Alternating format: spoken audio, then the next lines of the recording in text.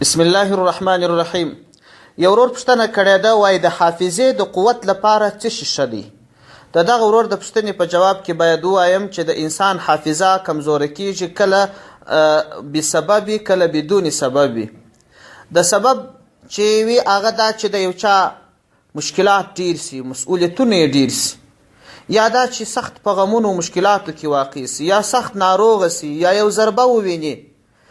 دغه وخت چې حافظه خرابه سي، د دغه حافظې دپاره علاج یوازې طبي اړخ دی، یعنې دا چې د ډاکټرانو سره او یا د دغه مسلک د ماهرینو سره مشوره کول پکار دی. اگر چې په قرآن کې شفا ستا ځینې آیاتونه فایده ورته کوي، او که بدون سبب هیڅ مشکل نه ورته پیش، حافظه یې ضعیفه وه، نو د دې لپاره یو آیات کریمه علماو تجربه کړی دی چې څوک یې ډیر ډیر وایي، دغه آیات کریمه په برکت به الله تبارک وتعالی د ده حافظه قوي کړي، او تقوا هم غټ اثر لري.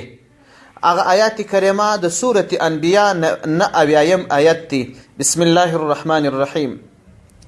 ففهمناها سليمان وكلا آتينا حكما وعلما وسخرنا مع داود الجبال يسبحن والطير وكنا فاعلين. الأنبياء 9 نمبر آيات. والسلام عليكم ورحمة الله وبركاته.